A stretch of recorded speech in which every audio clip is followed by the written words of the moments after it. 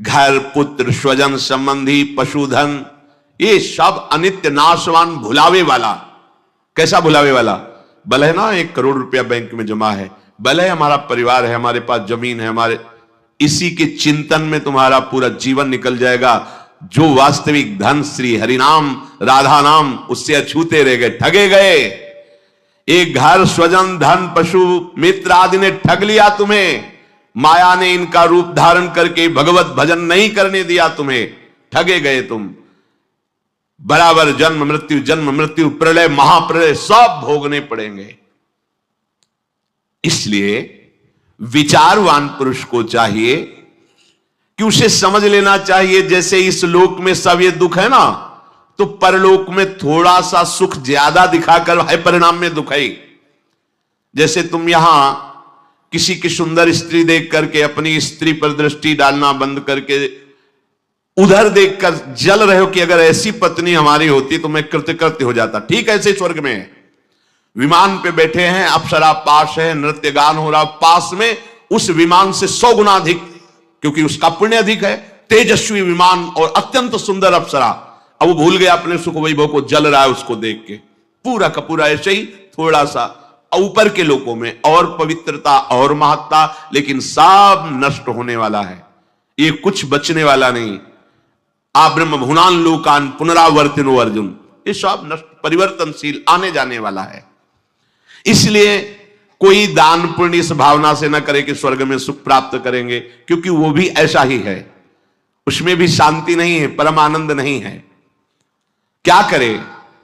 तो मेरा अब पतन ना हो, नाश ना हो, भय से मैं मुक्त हो जाऊं, इसके लिए तस्मात् गुरुम प्रपद्येत जिज्ञासु श्रेय उत्तमम शाब्दे परे च निष्णातम ब्रह्मण्युपशमाश्रयम्।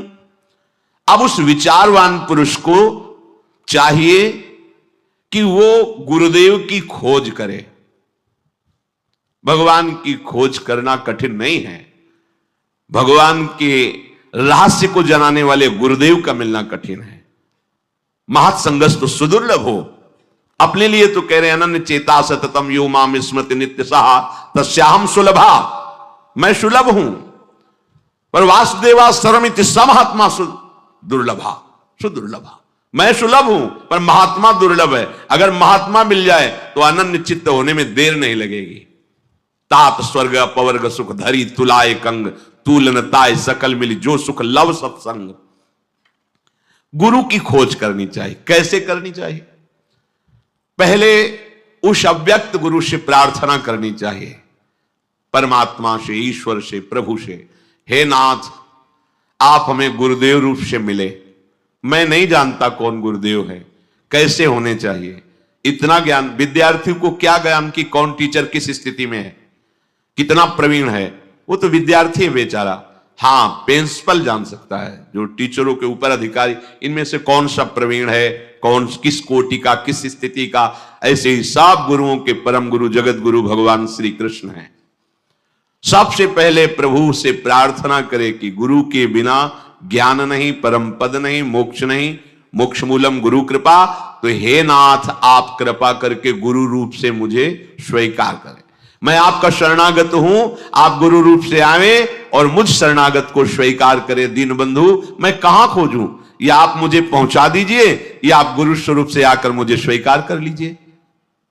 जब आप ऐसी हृदय से प्रार्थना करेंगे तो आपको गुरु मिल जाएंगे, या तो आपको पहुंचा दिया जाएगा उनके पास, और उनके पास जाते ही आपको लगेगा हमारी खोज पूर्ण हो गई, जो मैं चाहता था विश्राम मिल गया। कैसे होने चाहिए गुरुदेव? शाब्दे परे च निष्णातम, शास्त्र ज्ञान से पूर्ण होना चाहिए, और ब्रह्मण्युपशमाश्रयम्, भगवत प्राप्त होना चाहिए, ब्रह्मबोध होना चाहिए। अगर ब्रह्मबोध है और शास्त्रों का जो ज्ञान है शाब्दिक वो नहीं, तो अपने शिष्य को समझा नहीं पाएंगे। शब्दों का बहुत अच्छा ज्ञान है लेकिन ब्रह्मबोध नहीं, अनुभूति नहीं है, तो शिष्य का कल्याण नहीं कर पाएंगे। इसलिए दोनों बात होनी चाहिए। शाब्दे परे च निष्णातम, शब्द ब्रह्म अर्थात शास्त्रों के पारदर्शी विद्वान, और ब्रह्मण्युप समाश्रयम, ब्रह्मबोध संपन्न अर्थात भगवत तत्व का अनुभव किए हुए हों, ऐसे गुरुदेव का आश्रय ले ले। तत्र भागवतान धर्मान शिक्षेत गुरुआत्मदैवतः अमाययानुवृत्त्या तुष्येदात्मान मदोहरि। शिष्य को चाहिए कि अपने गुरुदेव को ही अपना परम प्रीतम मान करके, सवाल हल हो जाएगा। शिष्य को चाहिए कि अपने गुरुदेव को अपना परम प्रीतम मान करके, अपनी आत्मा मान करके, अपना इष्ट देव मान करके निष्कपट भाव से गुरुदेव की सेवा करे, गुरुदेव के समीप रहने की आकांक्षा करे। समीप रहने का भाव उनकी आज्ञा में रहना। आप यहां जैसे 1000 कोस दूर रहते हैं पर अपने गुरु की आज्ञा में रहते हैं तो आप गुरु के समीप हैं, और आप गुरु के शरीर के समीप रहते हैं पर आज्ञा उल्लंघन करते हैं तो आप गुरु से बहुत दूर हैं। ये बात ध्यान रखना। ये मायाकृत बात नहीं है कि शरीर के समीप हो तो आप गुरुदेव के समीप हो, नहीं। गुरुदेव की आज्ञा का पालन करते हो, बहुत दूर हो तो गुरुदेव के समीप हो, और गुरुदेव की आज्ञा का उल्लंघन करते हो तो शरीर के समीप रहते हुए भी आप बहुत दूर हैं गुरुदेव से। गुरुदेव की निष्कपट भाव से सेवा, गुरुदेव के पैर दबाना, वस्त्र प्रक्षालन करना, भोजन देना, ये सब एक अंग है सेवा का। इसे पूर्ण सेवा नहीं कहते। पूर्ण सेवा कहते हैं गुरुदेव की आज्ञा में जीवन समर्पित कर देना। अब क्या करवा रहे हैं इससे हमें मतलब नहीं। आप खड़े रहिए यहां, आप बैठ जाइए, आप ये कीजिए, हमारा जीवन समर्पित है, हमें इनकी आज्ञा पर रहना है। और ये बात भगवान देख रहे हैं कि आप भगवान के नाते ही गुरु को भगवान मानकर अपना मन वचन कर्म से उनकी अधीनता स्वीकार की तो भगवान ही आपको बोध करा देंगे कि मैं गुरु रूप में हूं, मेरा ये स्वरूप है। परमानंद में निमग्न हो जाओगे। गुरु की जब कोई इस तरह से आराधना करता है तो गुरुदेव उसे भक्ति की क्रियात्मक शिक्षा देते हैं। मंगला से लेकर शयन तक, व्यापार से लेकर एकांतिक समाधि तक, यह गुरुदेव की प्रकट क्रियात्मक शिक्षा होती है। आप केवल चित्त को समर्पित कीजिए, गुरुदेव में सब प्रकाशित हो जाएगा।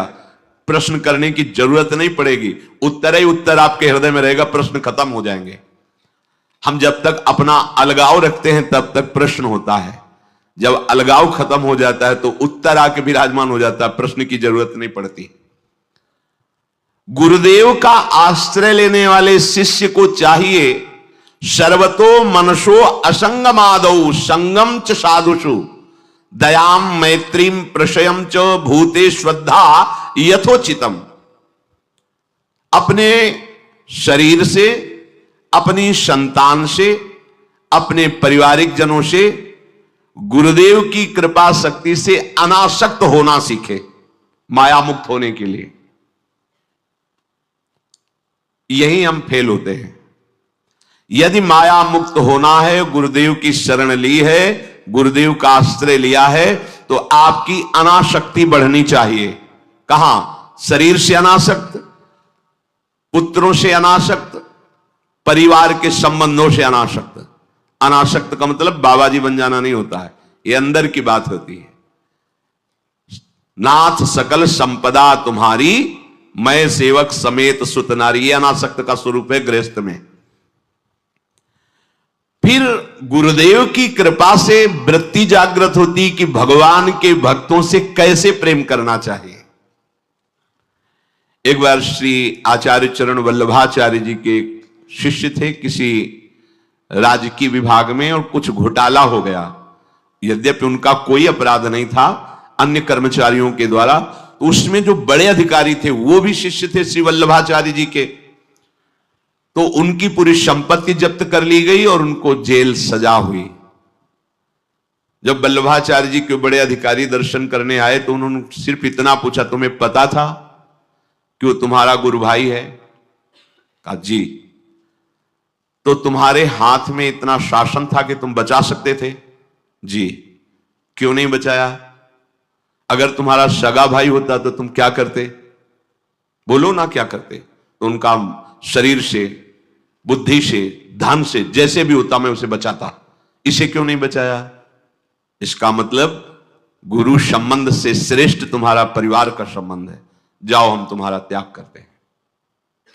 श्री वल्लभाचार्य जी अपनी सगी बहन से भी पूज्य गुरु बहन है, अपने सगे भाई से भी प्यारा गुरु भाई है, क्योंकि सगा भाई माता के उदर से संबंध रखता है और गुरु भाई भगवान से संबंध रखता है, श्री जी से संबंध रखता है। हमारा भक्तों के साथ कैसा व्यवहार होना चाहिए? कम से कम सगे भाई जैसा तो होना ही चाहिए। वैसे तो लालाचार्य जी को आचार्य चरण ने आदेश किया था कि भगवान के प्रेमी जनों को भगवान के समान देखना चाहिए। यदि ऐसा ना हो तो गुरु के समान तो देखना ही चाहिए। तो उनका ऐसा भी नहीं कर सकते, आपके समान मैं किसी को नहीं मान सकता। तो उनका फिर सगे भाई जैसा तो मान सकते, बोले आजीवन व्रत आपकी आज्ञा का पालन करूंगा। तो पूरा चरित्र आता है उनका उसमें कि कोई वैष्णव का शरीर बहा जा रहा था, उन्होंने उपहास किया लोगों ने, तो तुम्हारा वो लाए और संस्कार किया, भगवान के पार्षद आए प्रसाद पाने। बड़ा चरित्र है। इसमें कह रहे यदि माया मुक्त होना चाहते हो, गुरु का आश्रय, उनकी सेवा, मन वचन कर्म से उनकी अधीनता और शरीर संबंधियों से अनासक्ति। इसके बाद भगवान के वैष्णव जनों से, भक्तों से कैसे प्रेम करना चाहिए, यहां यह बात क्यों कह दी? क्योंकि यही अपराध सब मिटा देगा आपको। ध्यान रखना, सृष्टि में कहीं भी आप भयंकर अपराध करोगे तो सबसे पहला काम होगा गुरु पर दोष दृष्टि हो जाना, गुरु से संबंध हटवा देना। क्योंकि तुम्हारा तभी नाश होगा जब गुरु पर दोष दृष्टि और गुरु से संबंध हटेगा, तभी माया तुम्हें रौंद पाएगी। नहीं, गुरु मेहरबान तो चेला पहलवान। अगर गुरु कृपा दृष्टि है तो घोर प्रपंच में खड़ा भी हो तो भी माया उस पर आंख नहीं दिखा सकती। ऐसी भगवान की गुरु महिमा है। समस्त प्राणियों के प्रति दया मैत्री का निष्कपट भाव से व्यवहार करना गुरु से सीखे। कैसे हमें व्यवहार करना है? शौचम तपस्तितिक्षाम च मौनम स्वाध्याय मार्जवम ब्रह्मचर्य महिंसा च समत्वम द्वंद्व संगयो। सदैव वस्त्र पवित्र रखे, शरीर को पवित्र रखे। ये पशुओं जैसा आचरण करने वाले भजन नहीं कर सकते। ये जो कहते हैं ना भजन में मन नहीं लगता, पवित्रता चाहिए। अब ऐसे पशु की तरह शौच हो लिए, उठे चल दिए, ऐसे नहीं। पवित्रता, शौचाचार का निर्वाह कीजिए। लघुशंका भी जाइए तो जल लेकर जाइए। इंद्री का प्रक्षालन, फिर हाथ का प्रक्षालन, फिर 3 बार आचमन, राधा वल्लभ श्री हरिवंश, राधा वल्लभ श्री हरिवंश। जैसे शास्त्रीय विधान में केशवाय नमः, नारायणाय नमः, माधवाय। पवित्र रहिए। देखो भजन कैसे नहीं होता। मिट्टी जल आदि से बाह्य शरीर की पवित्रता और छल कपट के त्याग से भीतर की पवित्रता बढ़ती है। गुरु से कपट, यह सर्वनाश का लक्षण है। अगर तुम में कोई दोष है, गुरुदेव पूछ रहे हैं, तुमने ऐसा अक्षरशः जैसा हृदय में वैसा बोल दे जी, अब चाहे दंड दो चाहे क्षमा करो, ये आपका विषय है। पर सत्य बात यह कि मेरे हृदय में ऐसी पाप वृत्ति थी, मैंने ऐसा किया या ऐसा करने का हमारे संकल्प बन रहा है। गुरु से कपट नहीं। अंदर कपट रखोगे, मन मलिन हो जाएगा, भाग जाओगे, माया घसीट ले जाएगी। जो गुरुदेव ने उपासना दी है उसी का केवल अनुष्ठान। समय कहां आपके पास और के लिए? कहां समय है? प्रियाजू के सिवा हमारे पास समय कहां है? ऐसी दिनचर्या है, एक क्षण भी तो समय नहीं है, तो हम फिर और क्या अनुष्ठान करें? अपनी लाडली जू को हर समय देखते रहना है, दुलार करना है, नाम मंत्र वाणी जी का गायन, उन्हीं की सेवा में। गृहस्थी है तो जो व्यापार नौकरी उन्हीं के लिए समर्पित करें। इसके लिए बहुत सहन शक्ति चाहिए। ठंडी गर्मी, मान अपमान, निंदा स्तुति, परिवार वालों की अवहेलना, ये सब मिलेगा इनाम में। इसे सहो चुपचाप, इसके लिए रो मत। कैसे लोग हैं रो देते हैं, शरीर की प्रतिकूलता में रो देते हैं। अरे आंसू श्री जी के लिए, सिर्फ प्यार में रो श्री जी के, और सब दुख मुस्कुरा के सहना सीखो। मौनम, वाणी को बहुत संभालिए। नाम जप के लिए मौन बहुत आवश्यक है। अगर बार बार थोड़ी थोड़ी देर में बोलते रहेंगे तो एकाग्रता भंग होती रहेगी, नाम में मिठास नहीं अनुभव कर पाएंगे। कभी कभी ऐसा होता है ये जाम हो जाता है, बोलना भी चाहे तो नहीं बोल पाते क्योंकि क्रम टूट जाएगा। शाम के समय जैसे किसी से मिलना जुलना नहीं, तो तभी लोग पूछते मौन हो क्या, तो फिर नहीं मौन नहीं, क्या बात, इशारे समझ लो जो काम, चलो। क्योंकि अगर निरंतर मंत्राकार वृत्ति तो बोलने की भी हिम्मत नहीं रह जाती, पर वहां तक पहुंचने के लिए वाणी का मौन आवश्यक है। मौन का मतलब ऊं करना नहीं है, आवश्यक हो तो शब्द बोल दो, नहीं अधिकतर मौन रहने की चेष्टा करो। जो आपको मार्ग मिला है, कई बार वर्णन किया है कि सत्संग में जो शब्द आपको लगते हैं तो डायरी में लिखना चाहिए, या याद कर लो बाद में लिख लेना जाके, और अपने लिखे हुए सत्संग के वचनों को रोज स्वाध्याय करना चाहिए। अमुक तारीख के सत्संग में ये पॉइंट, और उनको बार बार, ऐसा नहीं कि आपको ही कह रहे हैं, जहां जहां संत मिले जो जो बोले उनके सामने तो लिखा पड़ी नहीं, पीछे हट के लिखना। 2 डायरी हैं, एक सन्यास की है, एक वैष्णव मार्ग, दोनों को गुरुजनों की महापुरुषों की वाणी को एकदम एकाग्रता से सुनाओ। जब अलग हटे तो सबसे पहला काम, इस तारीख को इस महापुरुष ने ये शब्द बोला, और उन्हीं का बार बार स्वाध्याय करना। क्योंकि सब शास्त्रों में कहां हम दौड़े घूमेंगे, महापुरुष जन सब शास्त्रों का सार बोलते, उसे लिख लिया। सरलता, आपका जीवन सरल होना चाहिए। छल कपट द्वंद्व, मुख में कुछ और हृदय में कुछ और, आचरण में कुछ और, यह दुष्ट पुरुष का लक्षण है, उपासक का शिष्य का लक्षण नहीं है। दुष्टता का त्याग करो। हृदय में कुछ और चल रहा है, वाणी से कुछ और बोल रहे हो, आचरण में कुछ और है, यह दुष्ट पुरुष का लक्षण है। साधु पुरुष का जो वाणी में वही, हृदय में वही, आचरण में है, तीनों की मिलान है, वही साधु है, वही उपासक है, वही भक्त है, जिसकी तीनों एक हो। वाणी से जो बोला वही हृदय में है, जो हृदय में वही आचरण में है। यहां वाणी से कुछ बोल रहे, हृदय में कुछ चल रहा है, आचरण कुछ और बता रहे, यह ठीक नहीं। सरलता का तात्पर्य है मन, वचन और कर्म, ये तीनों एक होने चाहिए। अहिंसा, वाणी से शरीर से किसी को भी कष्ट ना पहुंचे, ऐसी अंदर धारणा रखो। वो अपने संकल्प विकल्प करके कष्ट भोगे, उसकी बात, हमारे द्वारा किसी को कष्ट ना पहुंचे, ये हमारी धारणा हो। सर्दी गर्मी सुख दुख आदि द्वंद्व हर्ष विषाद आदि जो है, इनको सहना सीखो। भगवान भी आदेश करते हैं, मात्रा स्पर्शास्तु कौन्तेय शीतोष्ण सुख दुखदा आगमा पायनो अनित्यास्तास्तितिक्षस्व भारत।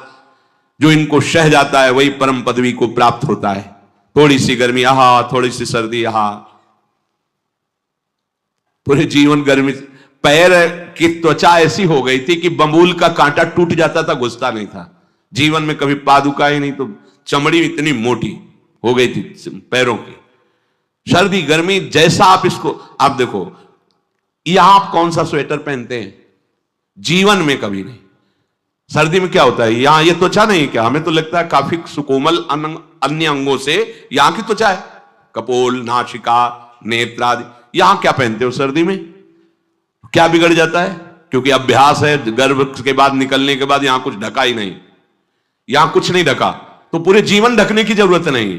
और अगर पूरे अंगों में न ढका होता तो पूरे जीवन ढकने की जरूरत नहीं। जो जंगल में दिगंबर महापुरुष रहते थे गंगा के किनारे कितने, तो उनको क्योंकि अभ्यास, और हमने अभ्यास किया कपड़े लत्ते का, तो अभ्यास, हमने अभ्यास किया एसी रूम का, अभ्यास किया गीजर से नहाने का, वो अभ्यास किया तीनों काल गंगा स्नान, वो अभ्यास, कुछ फर्क नहीं पड़ा इस जड़ शरीर में।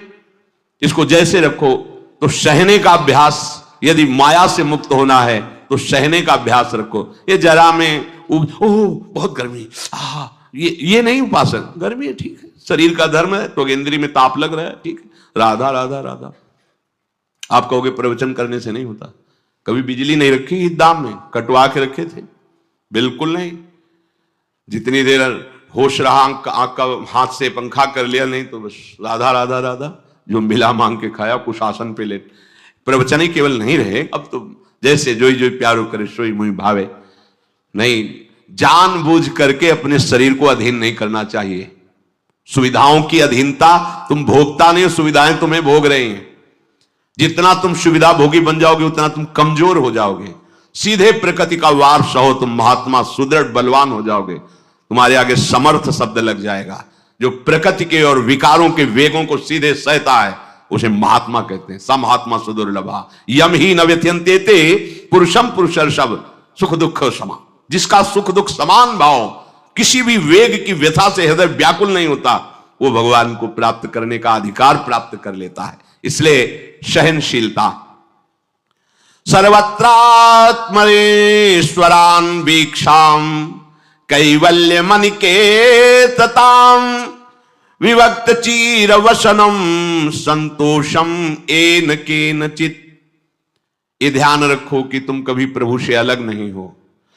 सर्वत्र भगवान हैं तो यहां भी हैं, सब समय में हैं तो इस समय में भी हैं, सब में हैं तो हम में भी हैं, सबके हैं तो हमारे भी हैं। हम कभी भी प्रभु से बिलग नहीं हूं। एकांत सेवन तुम्हारा स्वभाव बन जाना चाहिए, चाहे जो हो। थोड़े समय के लिए तो एकांत बैठो। एकांत मिला तो मोबाइल का संग कर लिया, एकांत मिला तो मित्र बना लिए, बैठ के प्रपंच वार्ता कर रहे हो। नहीं, अगर भगवत प्राप्ति करनी, माया मुक्त होना है तो एकांत एकांत ही होना चाहिए।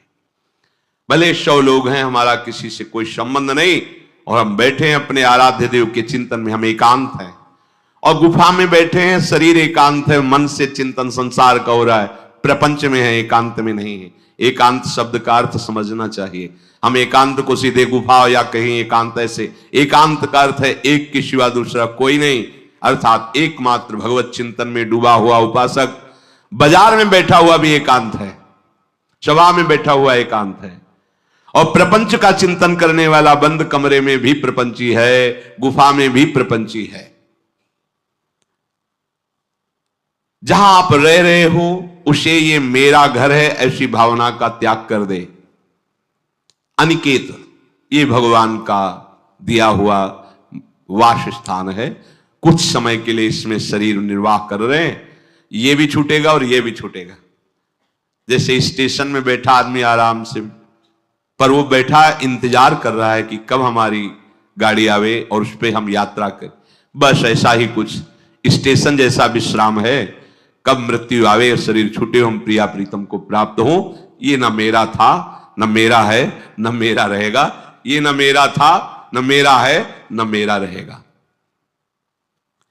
गृहस्थ हो तो पवित्र वस्त्र पहने, और त्यागी हो तो जैसे मिल जाए भगवत कृपा से वैसे वस्त्र पहने। प्रारब्ध के अनुसार तुम्हें जैसी व्यवस्था मिली उसमें संतोष करना सीखो, मांग मत रखो।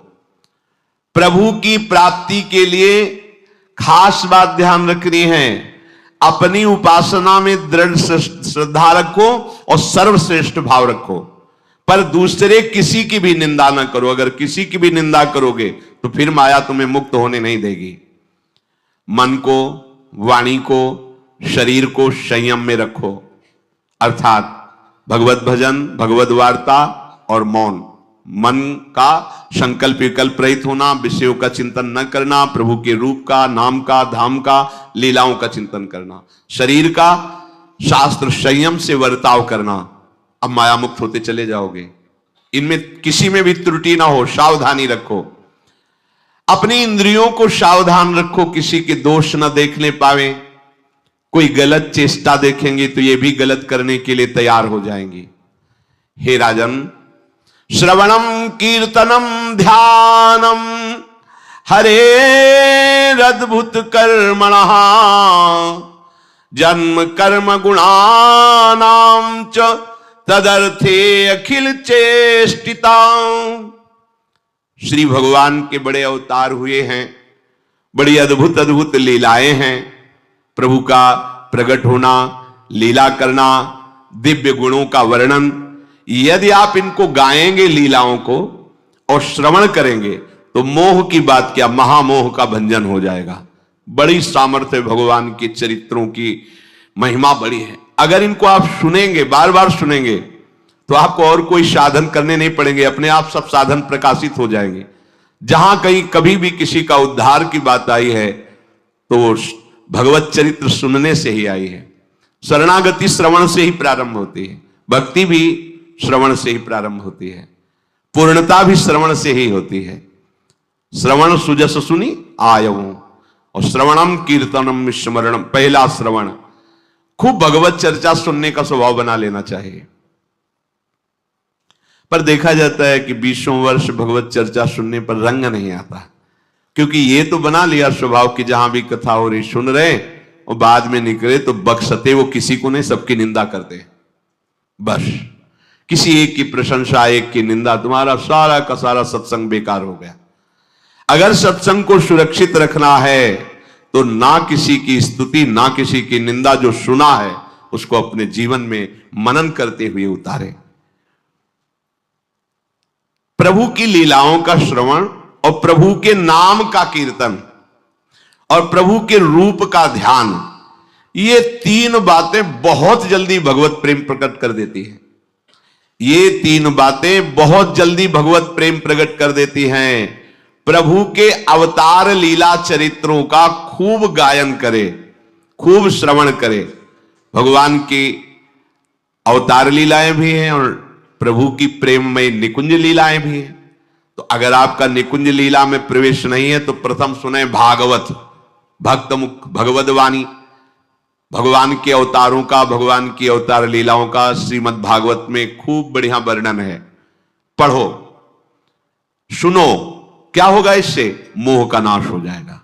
दूसरी बात, नाम कीर्तन, ये तो महान अमृत है। बिल्कुल विश्वास कर लो, नाम कीर्तन अमृत है।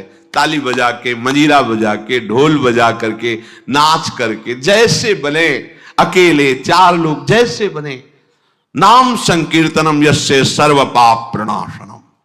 देखो, भगवत चर्चा ने महामोह का नाश कर दिया और भगवान नाम कीर्तन ने सब पापों का नाश कर दिया। नाम संकीर्तनम यस्य सर्व पाप, सर्व पीछे बीच में जो भी जमा संचित क्रिम सबको भस्म करने की सामर्थ्य नाम कीर्तन। ये जो राधा राधा आप बोलते हैं, बहुत अमृत है, बहुत अमृत। और प्रभु के रूप का ध्यान, ये तीन बातें बहुत जल्दी माया मुक्त कर देंगे, आपको भगवत प्राप्ति करा देंगे। प्रभु के रूप के ध्यान के लिए ही दिव्य श्यामा श्याम ने बिहारी जी का रूप धारण किया। ये किसी मूर्तिकार की रचना नहीं है। श्री राधा रमण जी सरकार, राधा वल्लभ लाल जी महाराज, श्री बांके बिहारी लाल जी महाराज, ये साक्षात प्रगट ठाकुर है। प्रिया प्रीतम हमारी दृष्टि में सामर्थ्य नहीं कि देख सके, वो तो हरिवंश नेत्रों से देखे जाते हैं। निकष कुंज ठाड़े भये भुजा परस्पर अंश, श्री राधा वल्लभ मुख कमल निरख नयन हरिवंश। हरिवंश नेत्र प्रकट हो जाएंगे, आश्रित जन हो, चिंता की बात नहीं। पर ये जो रूप प्रकट है, इसके ध्यान में तो तुम्हें कोई श्रम नहीं करना। बिहारी जी महाराज, राधा वल्लभ जी महाराज, राधा रमण जी महाराज, भर नेत्र देखो और अपने नेत्र के कैमरा से खींच लो फोटो। अब आप फिर इधर देखो, उधर वैसे ही खड़े नजर आ रहे, वैसे मुस्कुराते हुए दिखाई दे हर समय। और ये आदेश कर रहे हैं हरिवंश महाप्रभु, शब्दोहित निष्काम मति, श्री वृंदावन विश्राम, श्री राधा वल्लभ लाल को हृदय ध्यान, मुख नाम। राधा वल्लभ लाल का ध्यान करो और राधा वल्लभ श्री हरिवंश बोलो तो तुम्हारी मति निष्काम हो जाएगी, तुम्हें अखंड वृंदावन वास मिल जाएगा। प्यारे जो तुम्हें प्यारे लगने लगेंगे। ये तीन बातें आपको निश्चित भगवत प्राप्ति करा देंगे। इष्टम दत्तम तपोजप्तम वृत्तम यच्चात्मनः प्रियम, दारान श्रुतान गृहान प्राणान यत् परस्मै निवेदनम। जो भी तुम्हारे द्वारा यज्ञ दान तप अथवा जप सदाचार, ये सब प्रभु को अर्पित कर दो, अविनाशी हो जाएगा। प्रभु को अर्पित कर दो जो भी तुम्हारे द्वारा होता है। हे प्रियालाल, आपकी प्रसन्नता के लिए। फिर दोबारा कह रहे हैं, स्त्री पुत्र घर जीवन और अपने प्राणों का मोह त्याग करके, प्राणों का मोह त्याग कर। यहां पूरा समाज वैसे ही सब बैठा है हृदय में। देखो, जिस मार्ग में चलना उसे समझो। अंदर से केवल प्रिया प्रीतम में ही हमारी अहमता ममता होनी चाहिए। प्रभु सच्चिदानंद श्री कृष्ण चंद्र जी को अपना प्राण प्रीतम मानने के लिए ये जितनी जगह आप अपनापन किए हैं समेटना पड़ेगा। सबकी ममता ताग बटोरी, मम पद मन ही बांध बर डोरी। लाडली लाल के लाडले तो कोई बिरले दिखाई देते हैं, प्रिया प्रीतम के जन तो कोई बिरले दिखाई देते हैं। नहीं धन बल, परिवार बल, बुद्धि बल, वही घसर करके चले जाते हैं। अरे यहां तप बल भी काम नहीं करता, और बल तो जाने दो। यहां हारे को हरे नाम, हार गए, गले पड़ गए। गले पड़ जाओ, बढ़िया इसी जन्म में कल्याण हो जाएगा। गले पड़ जाने का मतलब, जैसे कोई गले पड़ रहा हो तो उसका मतलब समझते हो, मारो पीटो गाली दो भगाओ, नहीं भागे, वो गले पड़ गए। बोले अब क्या करें, गले ही पड़ गए, आप क्या करें। ऐसे ही पूज्य श्री स्वामी राम सुखदास जी महाराज कहते, श्री कृष्ण के गले पड़ जाओ भैया, इसी जन्म में तुम्हारा कल्याण हो। भगवान के गले पड़ जाओ। गले आप तो जैसे भी अब आपके हैं, अब तो हम खूब अल्लाह मचा कहेंगे कि राधा वल्लभ लाल के हैं, तुम्हें अपनी इज्जत बचा लियो तो सुधार लो हमें, समझिए। ये गले पड़ला, हाउ कहावत, लंबा तिलक लगाएंगे और जय राधा वल्लभ लाल की बोलेंगे। और आपके लायक तो हम हैं नहीं। अब आपको अपने लायक बनाना कि आपका दास कैसा होता है, तो आपको बनाने के लिए कोई मशीन की जरूरत नहीं, आप ऐसे बना दोगे, बना देना। अब आपके गले पड़ गए, आप ही हमारी इज्जत हो, आप ही हमारे जीवन हो। अपनी इज्जत संभाल लेनी हो तो हमें संभाल लेना। वो संभाल लेते हैं, वो मच्छर को ब्रह्मा बना देते हैं, घोर पापी को ब्रह्म ऋषि बना देते हैं, उनके लिए कोई दुर्लभ बात नहीं। पर जब तक अहंकार है तब तक उनकी तरफ से ये प्रोसेस शुरू नहीं होता। जब हार गया और गले पड़ गए, फिर वो बड़े बड़े महात्माओं के द्वारा भी बंधनी हो जाते हैं। यदि इसी जन्म में भगवत प्राप्ति करनी है तो ये काम तो आपको बड़ी जल्दी कर लेना है। जहां जहां हमारी ममता है उससे प्रभु के चरणों में लगानी ही पड़ेगी। चूक करोगे, वही ममता की डोर मन को घसीट लेगी और अब अगले जन्म का विधान बना देगी। यदि आपको इसी जन्म में भगवत प्राप्ति करनी है तो सबकी ममता ताग बटोरी, मम पद मन ही बांध बर डोरी। एवं कृष्णात्मनाथेषु मनुष्येषु च सौहृदम परिचर्याम चोभयत्र महत्सु नृषु साधुषु। और ये सब सहजता पूर्वक तब हो जाएगा जब किसी संत महापुरुष का आश्रय ले लोगे। जिन संत महापुरुषों ने अपने समर्पण के प्रभाव से, भजन के प्रभाव से सच्चिदानंद भगवान श्री कृष्ण को अपनी आत्मा के रूप में साक्षात्कार कर लिया है, यदि उनसे प्रेम हो जाए, संतों से प्रेम होना संतों से बड़ा कठिन है। अभी कोई मुस्कुरा के तुमसे कह दे कि कई दिनों से हम तुम्हें देख रहे थे या देख रही थी, बस तुम्हारे मन को कोई निग्रह विग्रह करने की जरूरत नहीं, वो घसीट जाएगा। वो बड़े भाग्यशाली हैं जिन्होंने संतों से प्रेम किया। यहां कह रहे हैं ये जितनी बातें बताई गई, दया, तितिक्षा, मौन, मनोनिग्रह, इंद्रिय निग्रह, परिवार की ममता का त्याग, भगवान से अपनापन, भागवत धर्म का प्रादुर्भाव होना, ये एक साथ सब हो जाएंगे। केवल तुम्हें गुरु चरणों से प्रेम हो जाए, संत चरणों से प्रेम हो जाए, क्योंकि उन्होंने सच्चिदानंद स्वरूप भगवान कृष्ण को अपने प्रेम बल से अधीन कर लिया है। यदि परोपकारी संत जनों से हमारी प्रीति हो जाए